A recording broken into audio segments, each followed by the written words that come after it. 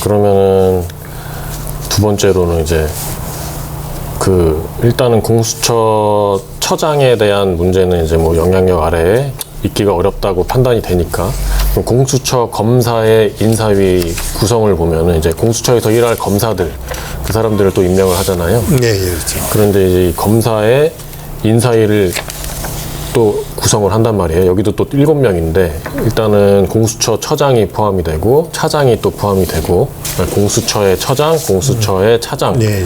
그리고 학식과 덕망이 있는 어떤 한 사람을 공수처 처장이 위촉을 하고, 그리고 2명은 여당 추천위원, 또 2명은 야당 추천위원, 이렇게 해서 총 7명인데, 여기는 또 뭐 공수처장을 제외하더라도 대통령의 영향 아래에 있는 사람이라고 또 판단이 되는 사람들이 뭐 야당 쪽 주장이지만 공수처장 포함해서 총 5명이다. 그러니까 7명 중에 5명이 인사위 구성할 때 추천위원으로 있는 건데, 이것도 문제가 있는 거 아니냐. 왜냐, 아까 전에 말씀하신 거는 이제 공수처 처장은 총 7명 중에 6명이 동의를 해야지 추천이 되는 거지만, 인사위, 검사 인사위에서는 총 7명 중에 그냥 과반수 이상만 찬성을 하면은 그 검사 임용이 가능하거든요. 그래서 이것도 또 대통령 입맛에 맞게 다 뽑히는 게 아니냐, 이렇게 또 좀 전에 질문하고 좀 맥이 같은 건데, 네. 아까 말씀드렸듯이 공수처장이 이미 중립적 인사가 들어오게 되는 겁니다. 그래서 그 공수처장이 지명하는 아까 이제 뭐 한 분, 외부의 한 분, 학식, 덕망 뭐 이런 거 가지신 분이 꼭 대통령의 그 입맛에 맞는 사람이라고 보기는 어려워요. 그래서 그 검사는 이제 과반수가 동의가 되면은 이제 그 임명을 하게 되는데, 그래서 뭐 좀 더 쉽죠. 인사처장, 감사처장, 우리 그 처장에 비해서는. 그렇기 때문에 조금 쉽게 가는데, 이 사람들은 실무 책임자입니다. 검사들은. 뭐 검사들이 뭐 지금 윤석열 사단이라고 불리는 사람들의 기소권이나 수사권 남용해서 볼 수 있듯이 그런 형태는 있을 수가 있어요. 그렇지만 이미 그 중립적인 인사를 우리가 믿을 수밖에 없는 그런 이제 공수처장이 임명하는 검사 주도가 돼서 하는 거기 때문에, 거기까지 하게 되면은 크게 아무것도 못 하는 거죠. 아니 뭐 대한민국 검찰들은 뭐 누가 임명합니까? 그냥 시험 받아 들어오는 거예요. 그냥 그 사람들은 무기직입니다. 그냥 지금 보듯이 자기가 하고 싶은 대로 다 해도 자르지도 못해요. 편향적인 뭐 조국 이런 거 다 사태를 불러일으키는 것을 해도, 그런 거에 비하면 이 사람들은 임기도 있고 뭐 굳이 임기 뭐 3년씩 연임은 할 수 있지만은 그분들이 그렇게까지 그냥 목숨 걸고 하지는 않을 거라고 보고 있고, 그 공수처장이 중립적인 사람이기 때문에 또 중립적인 인사를 할 거다. 아마 실무 책임자로만 할 거기 때문에, 야, 이건 이래서 못 믿고 저건 저래서 못 믿고 아무것도 못 하는 거예요. 그러면 이제 우리 감사원이라든지 현재 검찰도 마찬가지고, 그걸 어떻게 다 믿습니까, 그 사람들은. 그래서 상호 견제하기 위해서 하는 거니까, 이분들도 수사 대상이에요, 검사들도. 검사들도 만약에 범법 행위가 있게 되면은 검찰한테 수사를 받게 되는 겁니다.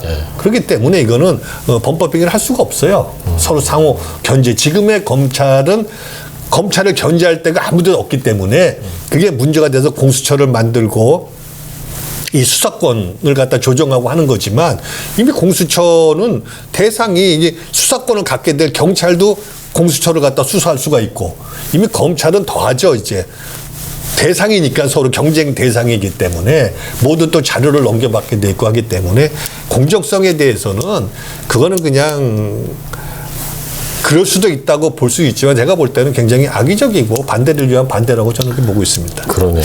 네.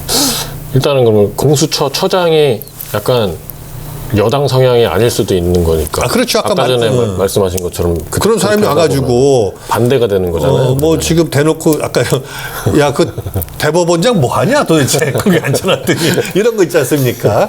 그리고 사실 잘 모르긴 하지만 우리 바로 직전에 법무부 장관, 조국 장관 직전에 법무부 장관도 야, 저 양반 거기서 뭐 했냐? 그렇죠. 뭐 그런 사람들 많잖아요, 사실 우리가.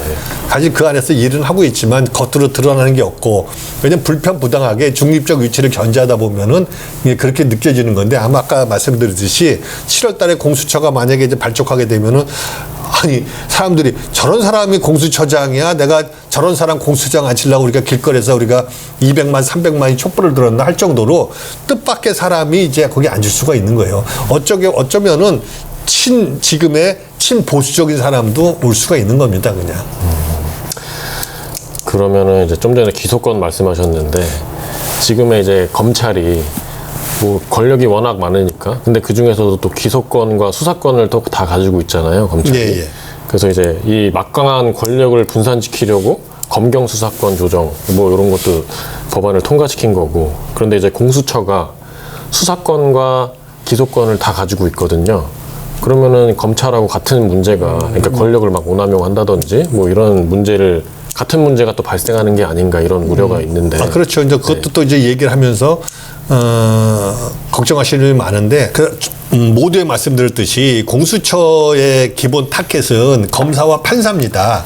그렇기 때문에 기소권이라는 것도 지금 검사와 판사, 그다음에 그 고위 경찰 간부 이렇게 수사권을 가진 사람들한테만 한정적으로 쓰는 거예요. 네. 다 쓰는 게 아니라. 왜냐면 아까 말씀드렸듯이 검사는 아예 불기소를 해버린다든지 수사를 갖다가 느슨하게 미룬다든지 지금의 나경원 사건 같은 것처럼 이렇게 수사를 질질 끌고 10번이 나중에 고발됐는데. 뭐 불기소 처분하고 이런 경우가 생기고 판사들은 자기 판사들에 관련된 사건에 대해서는 그 너무나 웃기지 않습니까? 양승태 그때 뭐 압수수색 영장 했더니 뭐 주거의 환경을 뭐 해친다 어쩐다 하여튼 뭐 말도 안 되는 핑계를 대가지고 하고 그래서 아예 압수수색 영장 발부를 안 해버리는 거죠. 그래서 검사나 판사가 관련된 이런 범죄 행위는 굉장히 수사하기가 어렵기 때문에 그거 수사도 어렵고 기소도 안 되는 경우가 많기 때문에